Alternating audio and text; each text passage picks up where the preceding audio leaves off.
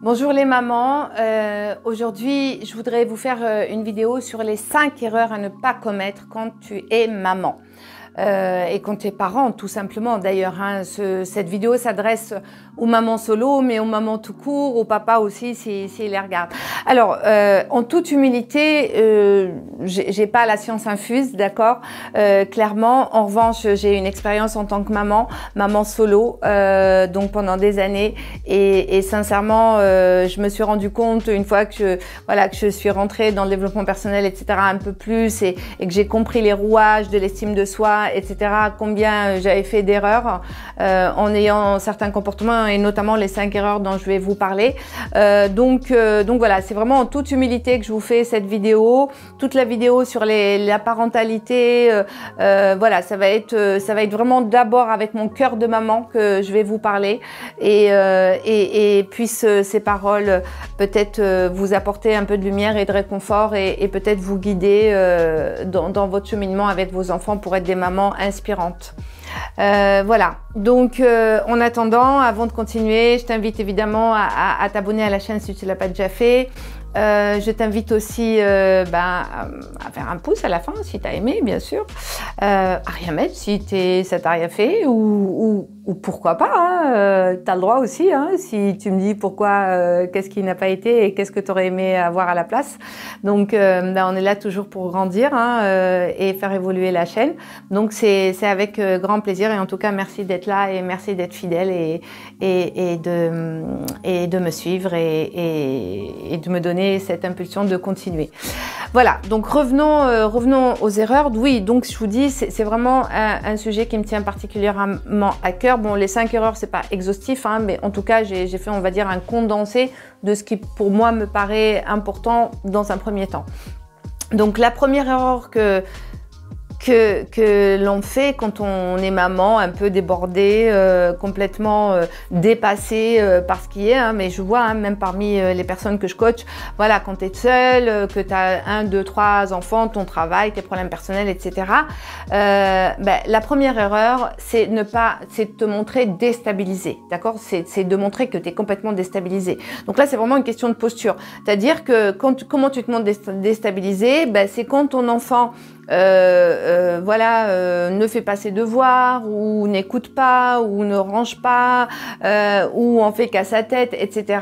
C'est de baisser les bras et là soit de crier, soit de pleurer, soit de l'ignorer, soit de le menacer.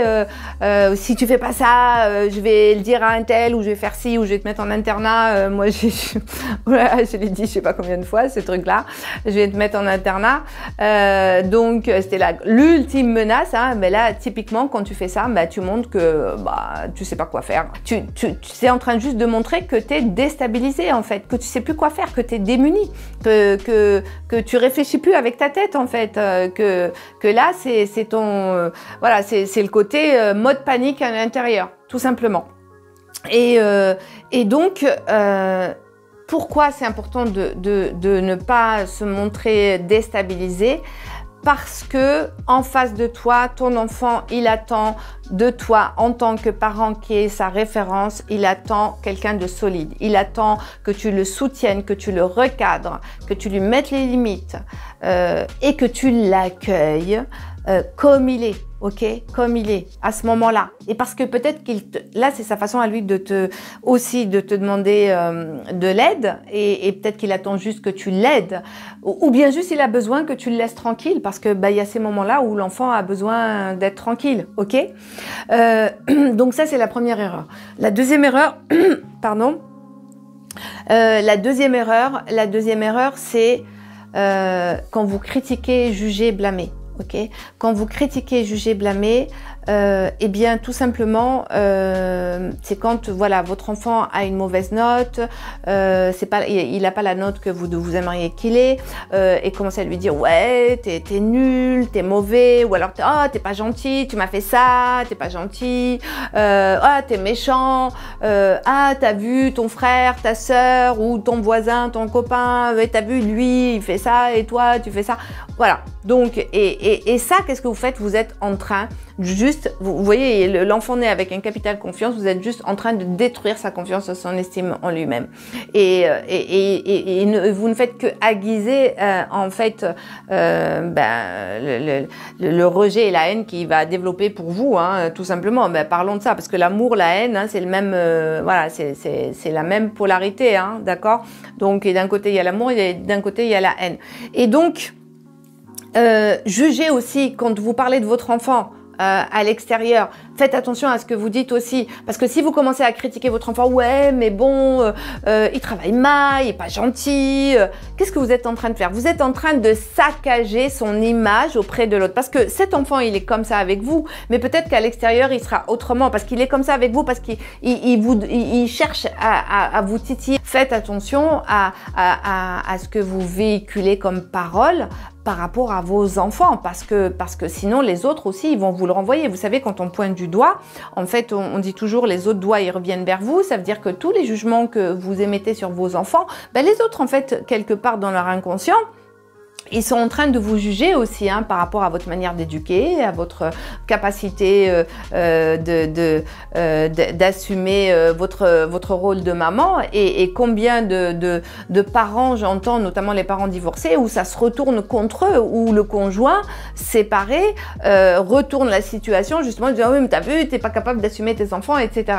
Donc vraiment faites attention à ça. Et puis pour l'enfant c'est très mauvais aussi, parce que pour l'enfant le fait de le juger, de le blâmer, de le critiquer ne fait que finalement lui montrer que ben, vous ne croyez pas en lui, hein, tout simplement. Et non seulement vous ne croyez pas en lui, mais en plus vous êtes en train vraiment de le tuer à petit feu, hein, par rapport à sa confiance et son estime de soi.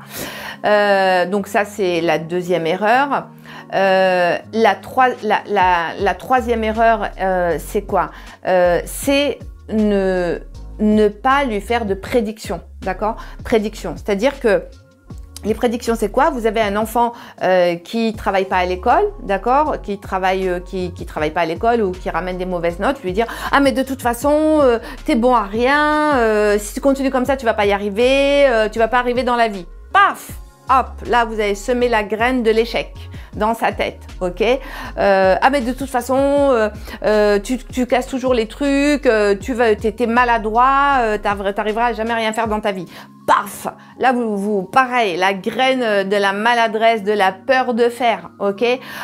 Donc, vraiment, ne faites pas cette erreur-là. Ne faites pas des prédictions. C'est pas parce qu'un enfant, à un moment, a fait une bêtise ou a fait quelque chose différemment de ce que vous auriez aimé qu'il est nul, d'accord? Retenez-vous, surveillez vos paroles, tournez votre langue 7 fois comme le disait ma grand-mère, avant de parler. Attention aux mots que vous dites. Et il y a une grande thérapeute américaine qui disait les mots c'est comme les baguettes magiques, d'accord? Ça peut faire de la magie noire ou de la magie blanche, voilà, si on y croit. Mais enfin bon bref, c'est la métaphore. Donc les mots c'est extrêmement puissant. Un mot, ça peut tuer quelqu'un. Hein, je parle au sens métaphorique. Combien de femmes avec qui donc j'accompagne, qui à 40 ans, à 50 ans, à 60 ans, se rappellent des paroles de leur maman ou de leur papa en leur disant de toute façon t'es bonne à rien, tu n'y arriveras jamais, tu trouveras jamais quelqu'un. Vous voyez, et ça reste toute sa vie. Et toute sa vie, en fait, elle cherche par rapport en fait au pacte de loyauté quelque part qu'on a inconsciemment par rapport à ses parents. Mais ma mère m'a dit ça, mon père m'a dit ça, donc c'est vrai. Donc je vais voilà, et inconsciemment je vais tout faire pour que cette prédiction se réalise en fait. Attention, attention, attention.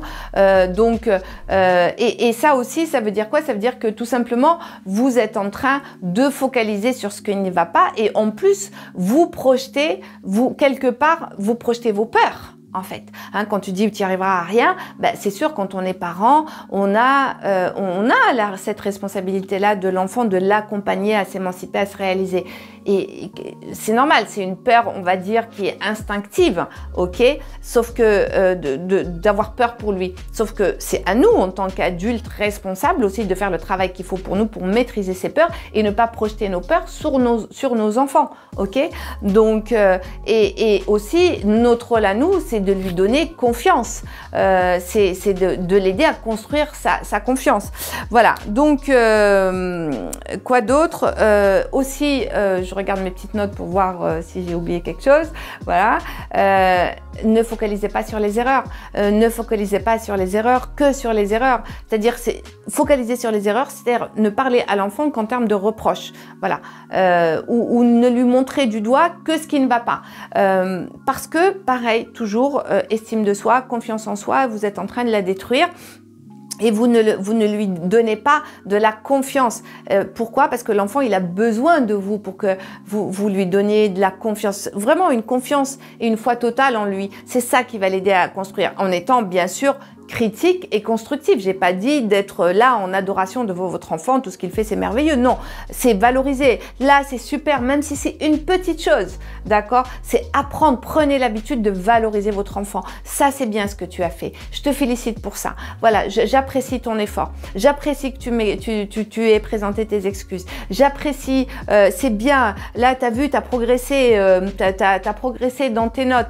Voilà, donc c'est bien, ça va l'encourager à continuer. C'est vraiment ça, c'est l'humain en fait. On a besoin d'être récompensé quelque part pour nos efforts. Si vous ne reconnaissez pas l'effort qu'il fait, il continuera pas, il va stopper. Et aussi de focaliser, c'est aussi ça, c'est une façon de voir aussi les choses dans la vie. C'est-à-dire que si vous ne regardez que ce qui va mal, ça veut dire quoi? Ça veut dire que vous êtes de toute façon en mode manque et en mode pénurie. C'est-à-dire que là, par rapport au chemin de vie que vous pouvez vous projeter, vous êtes quand même plutôt dans la peur, dans le manque, dans les difficultés et vous voyez pas le côté beau de la vie. Et en même temps, la vie, c'est les deux côtés. Hein. C'est le jour et la nuit et on sait très bien qu'il y a les deux. Donc, on apprécie la nuit, on apprécie le jour. Et ben, votre enfant, c'est pareil. Regardez-le, félicitez-le pour quand ça va. Et là, il va être capable à ce moment-là d'écouter quand vous allez lui faire des recommandations, des conseils et lui dire, voilà, là, tu vois, par contre, j'ai le sentiment que... tu aurais pu faire plus d'efforts que pour avoir des meilleures notes, que tu pourrais peut-être aussi, j'ai le sentiment que tu peux consacrer plus de temps à ton travail personnel, équilibrer plus tes sorties par rapport à ça. Voilà, parler de façon constructive en fait, toujours avec votre cœur de maman. Ah oui, et le dernier, surtout, la cinquième erreur. Face à la violence, s'il vous plaît, ne réagissez pas avec de la violence ni du rejet. Quand votre enfant est violent, là, à un moment donné, vous arrêtez tout, vous respirez, vous allez dehors, vous changez les idées, vous vous calmez. Parce que qu'est-ce qui se passe quand on répond à la violence par la violence? Si vous répondez à la violence par la violence, en fait, l'autre, il va aller crescendo. Voilà, ça monte, en fait, tout simplement. Et puis, l'expression de la violence, c'est l'expression simplement que l'autre veut prendre le pouvoir, d'accord? Donc, forcément, si tu cries et que plus fort que l'autre, l'autre va crier encore plus fort pour reprendre le pouvoir. Donc, et la violence exprimée par un enfant, j'y reviendrai à un autre moment, c'est un appel au secours, en fait. Hein. La plupart du temps, c'est un appel au secours. Alors maintenant, violence toute modérée, violence verbale, je parle beaucoup de l'intensité de la violence verbale. Peut-être à un moment donné, votre gamin, il va casser un truc, il va piquer une crise, etc. Maintenant, je parle pas des cas où vous avez vraiment un enfant qui est perturbé et qui a une pathologie ou qui devient vraiment réellement très très violent et dangereux. Dans ce cas, là, vaut mieux s'adresser à des instances de la protection de l'enfance, la police, des éducateurs, etc. à vous faire aider. Mais là, je parle on va dire d'une violence moyenne, basse, voire moyenne. C'est-à-dire la petite violence qu'on peut, alors je dis petite entre guillemets, voilà, un enfant qui vous répond mal, un enfant qui va crier ou un enfant voilà, qui va avoir comme ça un élan d'agressivité en fait plutôt que de violence. Agressive, voilà, plutôt agressive que violence. Donc ne répondez pas à l'agressivité par l'agressivité. Au contraire, là c'est important que votre ton en fait soit plus bas et que votre parole soit neutre, d'accord? Donc Si vous connaissez un petit peu l'analyse transactionnelle, ça je vous en parlerai, c'est les 3 états du moi, donc enfant, adulte et parent. Donc là, ne rentrez pas dans le rôle de votre parent, du parent normatif, donc à lui faire la leçon, tu n'as pas à me parler comme ça, d'accord? Là, reprenez votre position d'adulte et parlez-lui comme un adulte. Là, ok, c'est-à-dire avec un ton neutre, sans émotionnel, sans charge émotionnelle, sans reproche, juste en restant dans les faits. Voilà, et en donnant votre sentiment. Voilà, en donnant votre sentiment, c'est-à-dire là, je me sens agressée. Pourquoi? Voilà, ça peut être, hein. Je me sens agressée, vous pouvez le dire, hein, je ne me sens pas bien plutôt que pourquoi, je me sens agressée, je n'apprécie pas, voilà, je ne me sens pas bien avec ça. Donc, moi, ce que je te propose, c'est qu'on puisse en parler un peu plus tard, plus calmement, d'accord? Donc, bon. C'est un exemple, hein. Là je dis ça comme ça, mais après il faut voir dans quelles circonstances. En tout cas, restez à ce moment-là, gardez votre impartialité et avant de parler, déchargez-vous émotionnellement, quitte à aller parler à quelqu'un, quitte à aller vous calmer. En tout cas, pas répondre de façon réactionnelle, ok? Et aussi cet enfant qui crie ou qui est agressif, dites-vous une chose, c'est pas parce qu'il vous déteste, c'est juste qu'il cherche à ce que vous lui montriez que vous êtes solide, que vous avez de l'autorité, que vous allez lui poser ses limites, voilà. Donc je veux bien qu'on parle, mais il n'est pas question qu'on parle dans un climat d'agressivité, ça, il n'y a pas ça chez moi. Ok, et aussi lui montrer que vous l'aimez, voilà, que vous le rejetez pas. Voilà. Et ça, c'est pas en lui disant, en le prenant dans les bras, en disant, oh mais mon chéri, je t'aime. Non, non, c'est pas ça. C'est dans votre cœur réellement, d'accord? C'est vraiment ouvrir votre cœur et ne pas le juger, ne pas le condamner et juste se mettre à sa place en disant, ok, il réagit comme ça parce que là, il a besoin d'aide. Il a besoin que je lui montre que je suis solide, que je suis là. Voilà. Donc, en attendant, voilà, je regardais, je croyais que ça allait s'arrêter. Donc, je crois que j'ai fait le tour par rapport aux 5 erreurs à ne pas commettre. Donc, si tu as aimé, je t'invite à liker, encore une fois, à t'abonner. Et je te dis à la prochaine, j'en ferai d'autres sur toujours la thématique de la parentalité, des mamans solo, voilà, pour vous aider à cheminer. Si vous avez des questions, n'hésitez pas à me les poser. Si vous avez envie que j'aborde certains sujets, voilà, n'hésitez pas. En tout cas, en attendant, voilà, je vous souhaite une très belle journée, très belle soirée. Ça dépend à quel moment vous allez écouter ça. Et je vous dis à très vite.